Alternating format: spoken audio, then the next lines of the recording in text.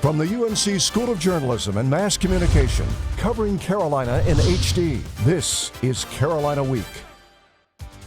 Well, Ben, multiple break-ins, 8 Greek houses, 4 stolen cars, and all of this in just 7 days.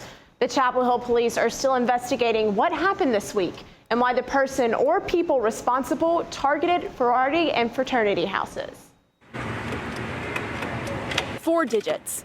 That's all it takes to get inside the Beta Theta Pi house. It's a secret code few know, but that didn't stop one man from coming inside Friday night and leaving with the keys to Tyler George's car. It's kind of weird, like not knowing where something you own is.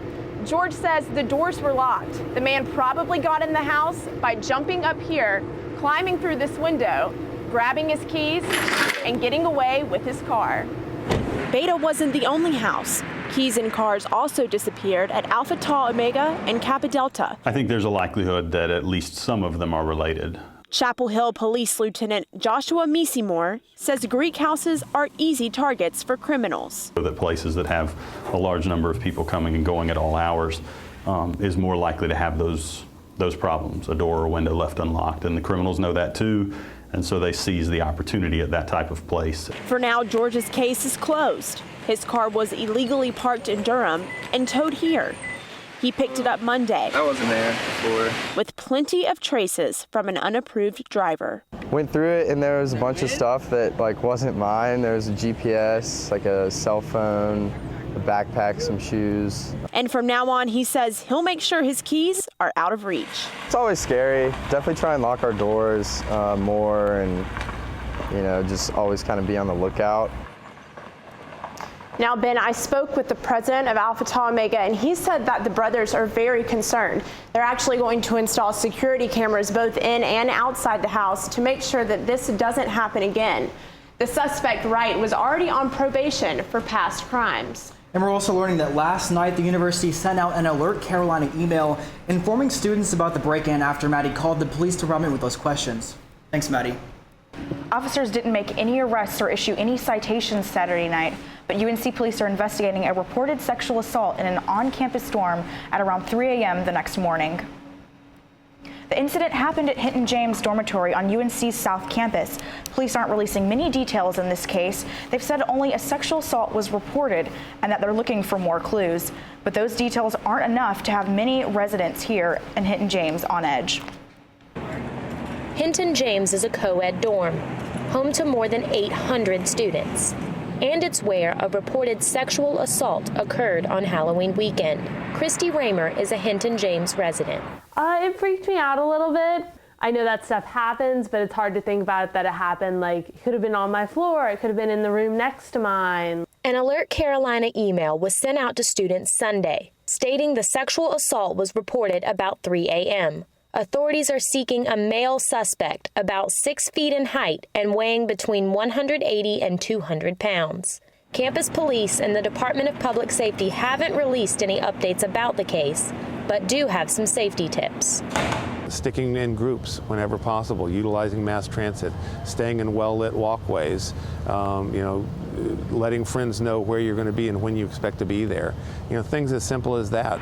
But how did the suspect get into the dorm? I attempted to get into the building without any identification in the early morning hours. I was able to get inside almost a dozen times in 30 minutes without being questioned. Most students allowed me to follow them right through the doors. Although we don't know if the suspect entered the dorm this way, it's certainly a cause for concern to Raymer.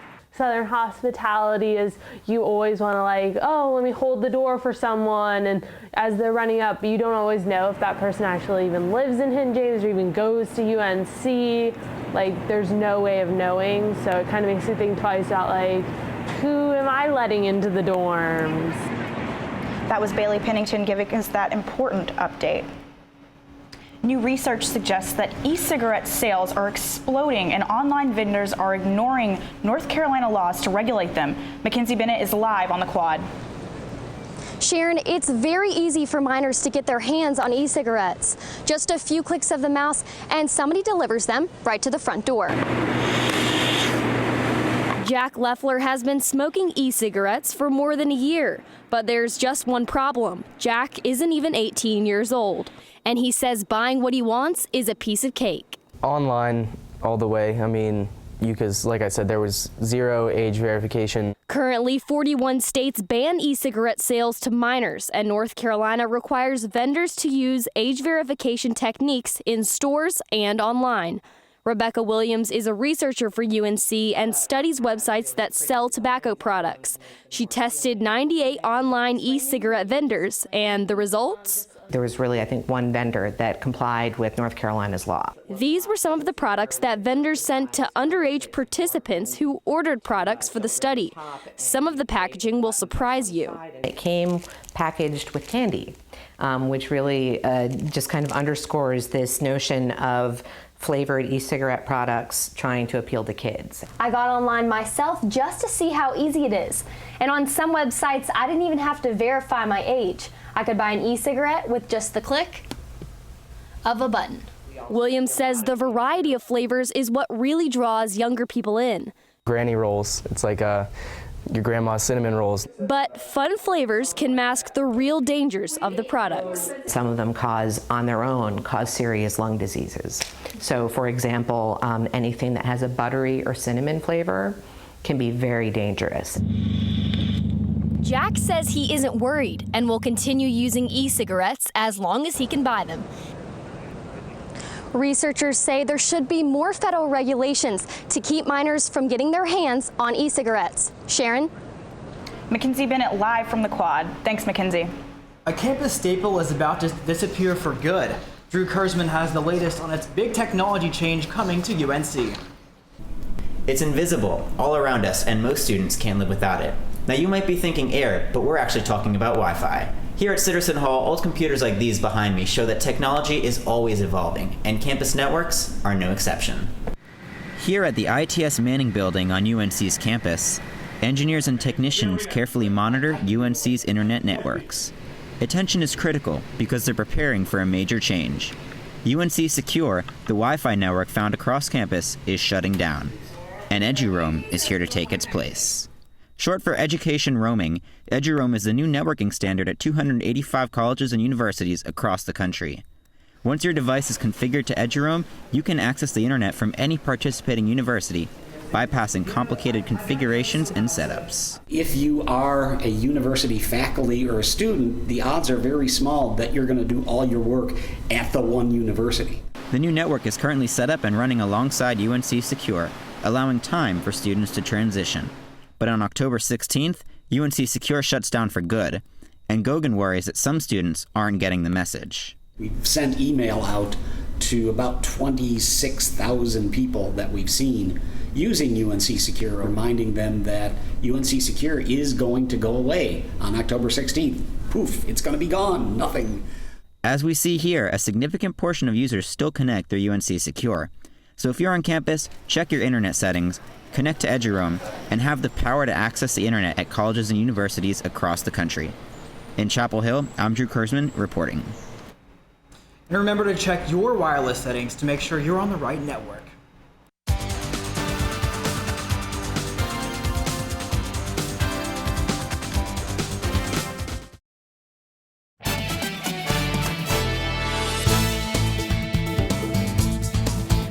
It's Cheap Week at UNC. UNC's Be the Match Foundation has been hosting swabbing drives all week, looking for matches to donate bone marrow. Rosita Cox shows us how one student swabbed at a drive last semester might have just saved someone's life. Matt Wren didn't think having his cheek swabbed at a bone marrow drive would turn into this.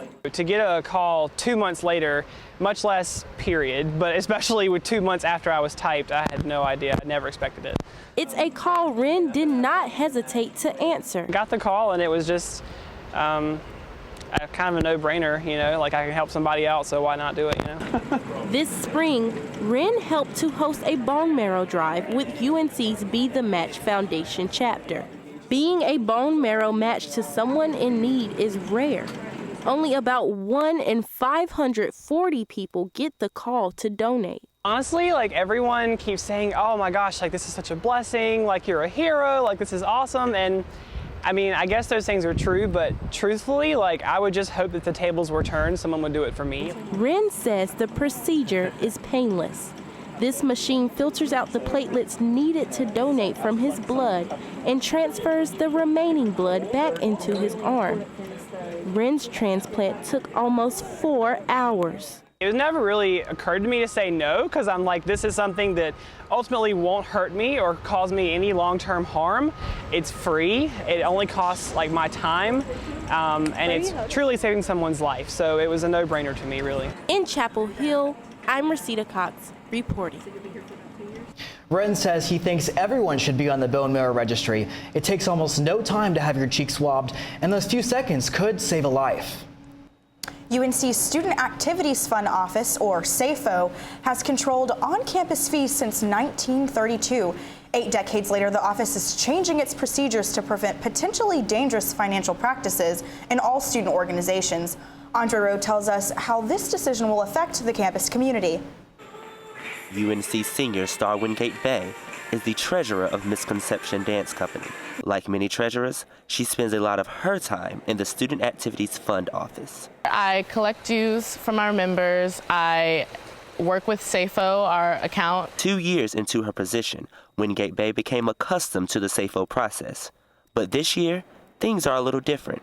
She says the system is more organized with a better tracking process. There's information everywhere. We had to go to the training. The SafeFOA office has begun revamping its internal operations to resolve many issues, including the rise in financial debt from student organizations. Changes include new staff members and mandatory orientations for student leaders. The people that are higher up and working there are closer to the proceedings, so if you need any help, they're right there and easily accessible. One of the office's biggest additions is account registration.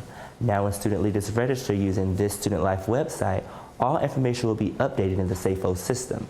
This makes identifying the treasurer safer and easier. Student body treasurer Lee Beckman says the changes are only the beginning. Student organizations were falling into bad positions, right, because they were allowed to. So now we're working towards a model where we can help organizations not fall into that trap. Wingate Bay believes this will have a positive impact on future leaders. I think it'll be easier to explain to them everything they need to do. In Chapel Hill, I'm Andre Rowe reporting.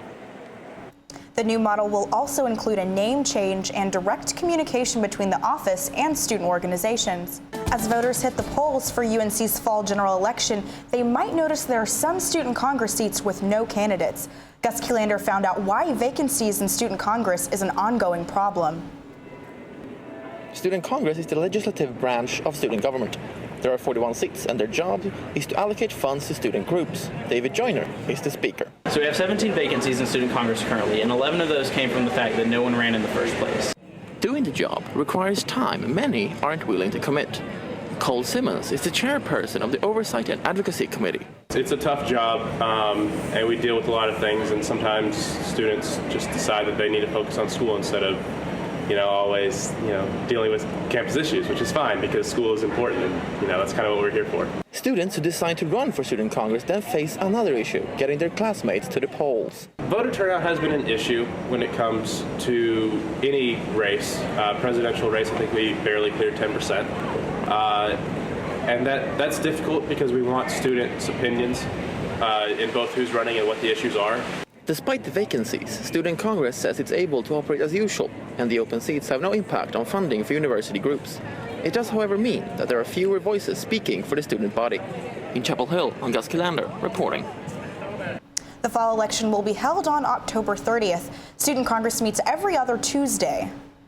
For the 15th consecutive year, U.S. News and World Report has ranked UNC the 5th best public school in the nation. And that's not the only top ranking Carolina has earned lately. Anik Joseph says UNC now can claim some of the most well-liked professors in the country. You're going to get a B, no matter how much work you put into the class. If you're okay with that, she's not a bad prof to have. That's me. That's Professor Lois Boyton. She's reading what students wrote about her on a popular professor rating site. She tries to be funny. Sometimes she is, sometimes she isn't. Boyton understands that inevitably some posts will be negative. It is what it is, and it's very opinion-based. The website is Rate My Professors. Students can find the professor and university they want to evaluate. Then rate their professors on qualities such as helpfulness, clarity, and easiness. Rate My Professor says UNC is the 5th best university in the nation based on academics, campus life, and average professor ratings. The entire advertising department is pretty hard. That's funny. There's a reason you have to have a certain GPA to get into the school. I said, there it is. Professor Joe Bob Hester hasn't looked at the site for about 6 years.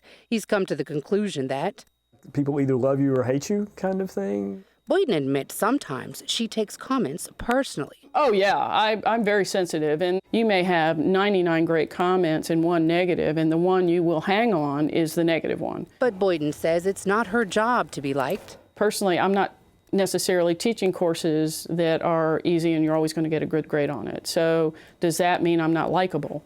You know, so you have to weigh it within a context of the bigger picture. So for UNC to be ranked so highly, many students are looking at the bigger picture.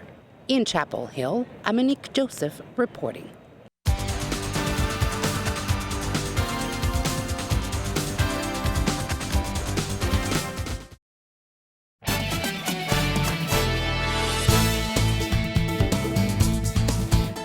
Halloween falls on a Saturday this year, which could mean record crowds on Franklin Street. Paige Hopkins is there on Franklin Street to tell us how UNC and the town of Chapel Hill are preparing for the potential onslaught of ghouls and goblins. Last year, 32,000 people crowded on Franklin Street right behind me for Chapel Hill's homegrown Halloween celebration. And that's nothing compared to the 80,000 people that came to celebrate in 2007. And this year, officials are expecting even more. There's only one place on Franklin Street that boasts the best 6 inches in Chapel Hill, and that's Sup Dogs. The restaurant and bar is popular among students and locals, especially late at night. Because of its popularity, manager Lindsay Ewing says the restaurant will operate a little differently on Halloween. Safety is a #1 key on Halloween with so many people coming down here. Ewing says her restaurant is hiring bouncers, and patrons younger than 21 won't be allowed into the restaurant after 2 a.m. These changes are a direct result of suggestions made by the town of Chapel Hill. We start preparing for, a Halloween basically the day after the previous Halloween. That's Lieutenant Joshua Meesemore. He says a lot of work goes into making Halloween safe. That includes efforts to keep non-Chapel Hill residents from attending the event.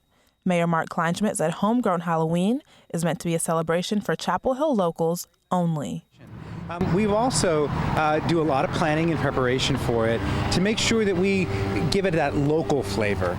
Ewing advises students who plan to celebrate on Franklin Street to dress up, be smart, have fun, and eat some food while you drink, and that way we can keep it, like a low tone. And a low tone is exactly what the town is hoping for. In order to maintain safety and keep numbers low, the town of Chapel Hill is shutting the party down at 11 p.m. this year. That's Paige Hopkins reporting from Franklin Street, soon to be jammed with Halloween partiers. Thanks, Paige. A crowd might boo someone during a show, but sometimes it goes the other way. Drew Kurtzman has a story of a show that yells boo right back at you. 'Tis the season to be zombies, all the way out here in rural Snow Camp. Welcome to the Hollywood Horror Show, an interactive attraction run by brothers Starr and Dean Jones. Sites like these are just business as usual, because in the business of scaring, it's the small things that count. The biggest thing is the attention to detail, because everything we do is visually stunning as far as the detail of it. We want to do things that look good enough to put on camera. We want them to have a film quality haunted house experience. Sound effects, music, lights, characters, good makeup, costumes. At the same time, we want to scare them. We want to show them things. We want them to have a film quality experience, walking through a set, kind of like we would in Hollywood. And these two are no strangers to Hollywood. The Jones brothers have worked on hundreds of films with famous faces and fake faces alike. Dean won 2 Emmys for makeup work, and Starr has produced his own feature films. But the two aren't the only forces behind the show. Well, it takes everybody. This is not a smaller operation. That's what I'm really proud of, that we have a lot of people that really put their heart and soul into it. Well, at least the characters who have a heart or soul. The season closes November 7th. Until then, Dean and Starr work to realize their dream of bringing nightmares to life. In Snow Camp, I'm Drew Kurzman reporting. You can find directions to that terrifying original Hollywood horror show on the group's website, as well as the calendar of the remaining 6 show dates. We've all heard about it. You need money for a special charity or cause, so you send out a GoFundMe message to all of your friends and family you might think have the same passion, and before you know it, the money is just rolling in. Our Kendra Douglas takes a look at how some people are using the GoFundMe craze to meet a global need. While spending the summer in Uganda for an internship, Ella Simmons and her friend noticed a lack of educational opportunities for children in the city of Gulu. While we were there, we noticed there were a ton of resources kind of working with adults, but not as much the children. And we kind of saw this gap and decided we wanted to try to fix it. They wanted to offer weekend lessons in English, technology, and the arts, and named their center Hope. After working on a business plan, the group decided to get financial help from the crowdfunding site GoFundMe. So far, we've gotten in $3,600, and then when you look at how much that is in Uganda, that's like $13 million.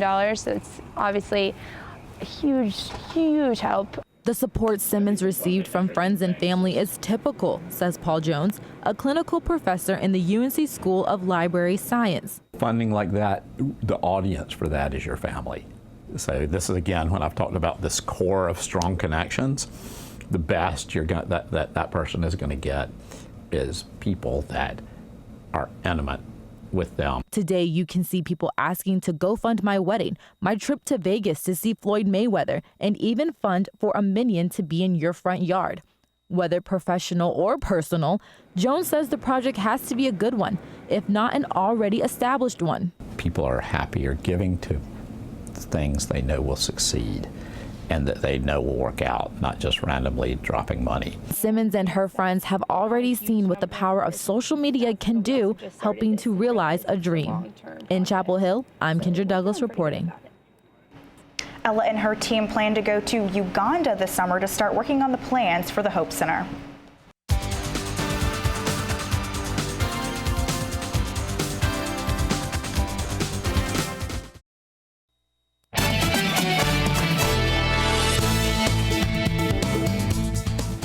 You might have seen those hilarious videos of people falling off of the new hoverboards.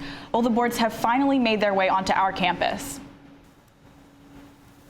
It has 2 wheels, a motor, 7.5 inches to stand on, and no handles.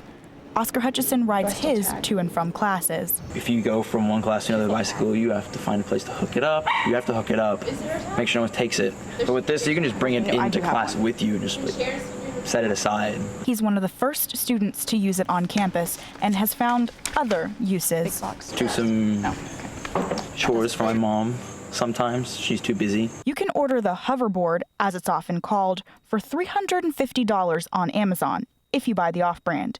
But if you want the original Monorover, you're going to dish out about $600. But it comes with special features. The battery indicator, it'll start blinking green when it's getting close to dying. And on the back of it, there are 2 blue lights for indicators. Now he's using it to get from class to class.